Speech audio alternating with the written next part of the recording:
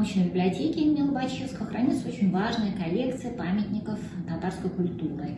В первую очередь здесь очень важный раритет – письмо собственноручное Габдуллы Тукая, нашего классика татарской поэзии. У него существовало вот такое специальное издательское клише для писем, мы его можем увидеть, где на арабской графике и на русском языке написано, как он себя позиционировал. Письмо одного из его друзей, Давлетшина. Естественно, что у нас есть и его прижизненные издания. Вот, например, «Алтын Атеш», сказка о золотом петушке, переведенная Тукаем с произведения Александра Сергеевича Пушкина. В этом году ему юбилей у Александра Сергеевича, 225 лет, поэтому мы это показываем. Очень много писали о Габдулле Тукае. Вот первый татарский журнал для женщин специально. Один из номеров как раз открывался портретом Габдуллы Тукая. Именно этот экземпляр у нас поедет в Царицыно, где в конце ноября будет открыта выставка, посвященная татарской культуре. Мы в ней принимаем активное участие. Еще один экземпляр, календарь Каюма Насыри. Он первый стал издавать систематически эти календари, которые были не просто указанием каких-то дат и праздников, а еще и содержали очень много информации о повседневности татарской жизни.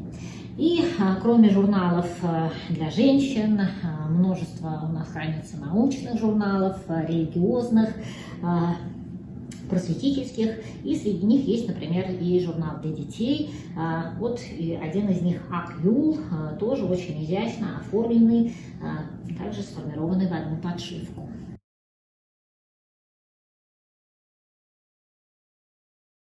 Несколько экземпляров есть в трех видах. Первый – это тот именно созданный автором Шамаиля, который он подавал на цензуру для рассмотрения. Второй экземпляр цензорский, с печатями цензоров. И третий экземпляры, которые уже выходили в печати, уже в виде хронолитографий. И, конечно же, вот здесь один из самых небольших по формату. На самом деле, конечно же, чаще всего делали в намного большем объеме, и мы их тоже постоянно выставляем. И была у нас большая выставка Музея искусств народов Востока в 2021 году. Конечно же, в наших музеях, музей-заповедник Казанский Кремль, буквально недавно вернулась часть из музея-заповедника Свияжска.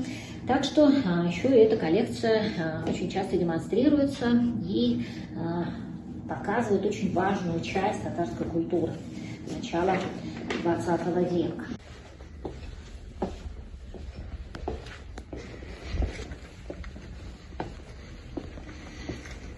Эти двери, очень массивные, металлические, были именно созданы для противопожарных целей. Если, не дай бог, в каком-то помещении огонь возникал, эти двери должны были его отсечь от остальных помещений. Лобачевский сделал специальную систему отопления в этом здании для того, чтобы не было никаких источников огня. Отдельно стоящее здание с двумя древними печами было подключено к воздуховодам, при Лобачевском это называлось воздуходувом, и, соответственно, оттуда выходил теплый воздух.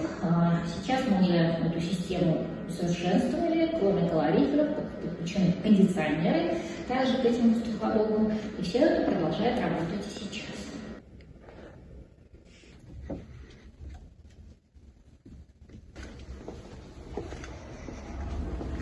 Это уникальный зал, построенный Николаем Ивановичем Лобачевским специально для библиотеки. Он хотел создать истинный храм науки, но его замысел столкнулся с такими серьезными препятствиями в строительных технологиях того времени. Дело в том, что он хотел именно, чтобы это был очень высокий свод, и между колоннами, чтобы поддерживающий этот свод уместилось достаточное количество окон для освещения читательских мест на нижнем этаже. Но технологии позволяли поднять свод такой высоты только лишь на очень толстых массивных колоннах, между которыми окна бы не были бы встроены. А это было необходимо с противопожарной точки зрения. Не допускать никаких систем освещения.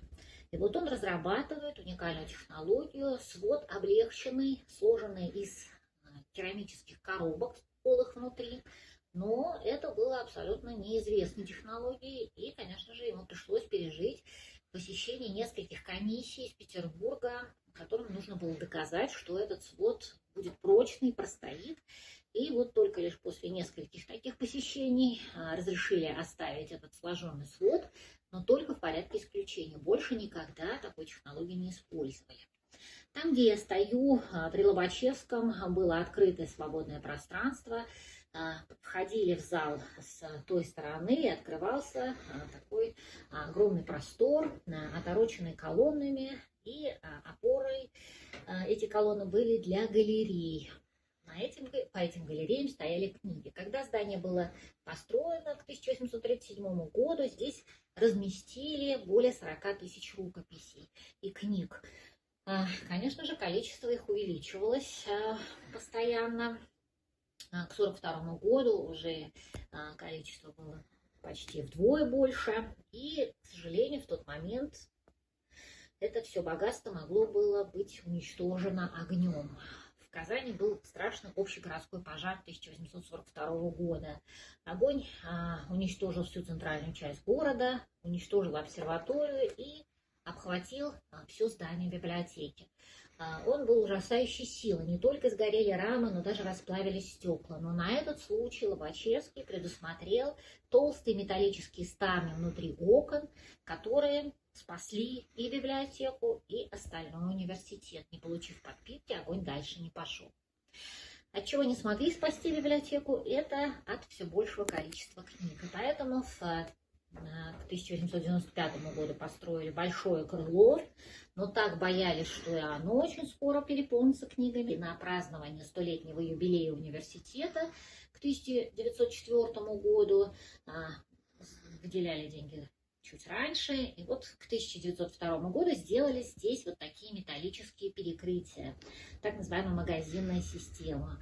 Она позволила разместить здесь значительное число книг. Всего в этом здании сейчас около 2 миллионов томов, а всего в нашей библиотеке 6 миллионов.